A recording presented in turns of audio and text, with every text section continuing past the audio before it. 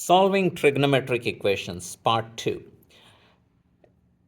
In part 1, we mentioned what trigonometric equations are. So an equation is called a trigonometric equation if it involves a trig function like sine, cosine, and tan. Now the prerequisites for this is also same as what we had for part 1. You got to have your unit circle memorized or have it as a reference. And then you should know the periods of sine, cosine, and tan functions.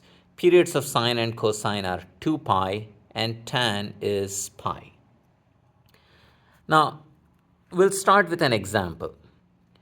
In this example, the algebra might also be a little bit more involved than the previous or than the part 1. So let's take again a simple example. Let's begin with a simple equation.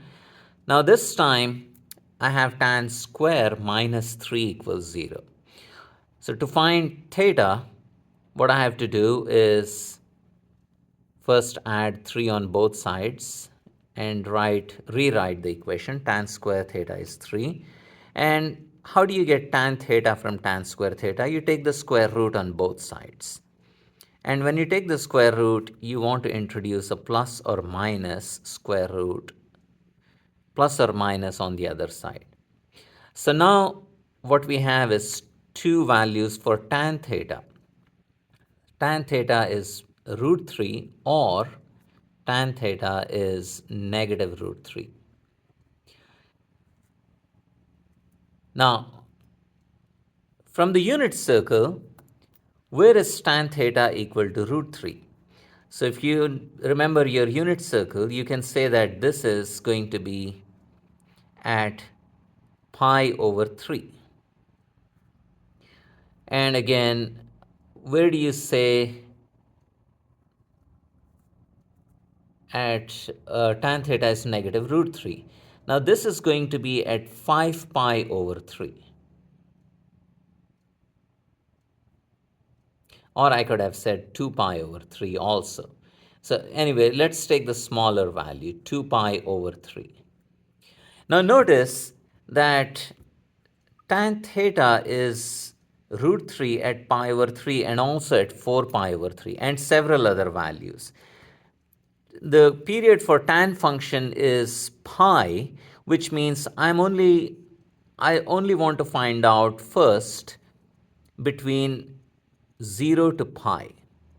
So if I can find solutions in this interval 0 to pi, then for this equation theta is pi over 3 and for this equation theta is going to be 2 pi over 3.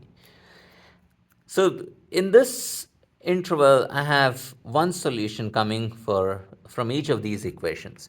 If I want all the solutions, then all I have to do is add multiples of pi because that's the period of tan. So I'm going to write pi over 3 plus n pi. And for this, I'm going to write theta equals 2 pi over 3 plus n pi. All right, let's look at one other example. And this time, say I have this equation. 2 cos square theta minus 7 cos theta plus 3 equal to 0.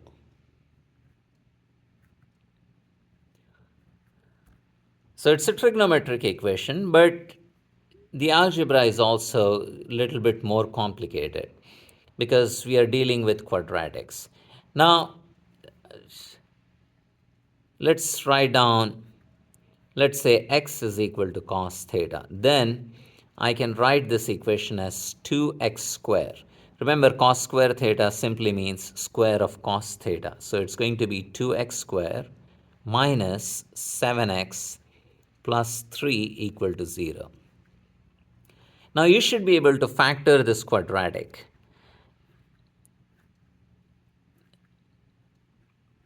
If you cannot factor, then you would use quadratic formula. But in the case of solving trigonometric equations, generally the quadratic is not going to be too complicated. So let's write down the factors. I know I got to have 2x here and an x. And, well, I need a negative 7x, and I need a product of positive 3 when I multiply these two. So they both can be positives because I need to have negative 7x.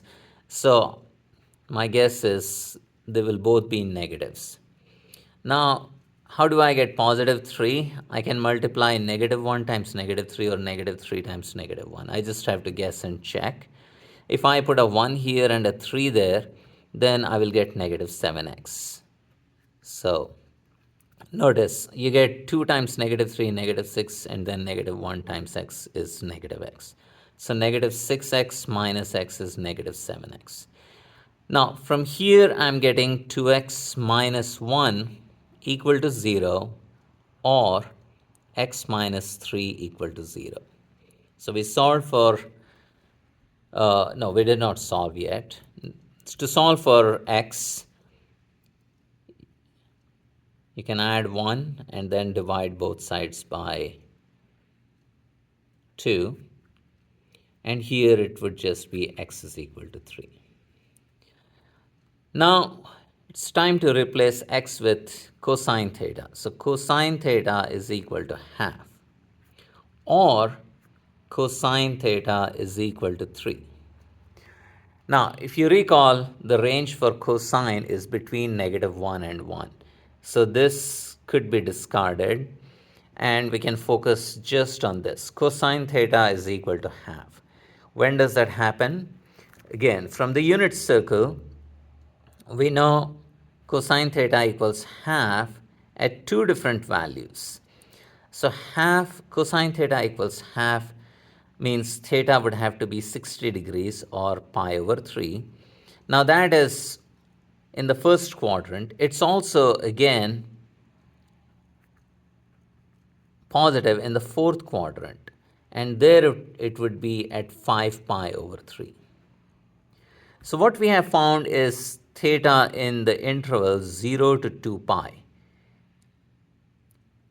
Now the period of cosine function is 2 pi, so I needed to consider an interval of this length, 2 pi.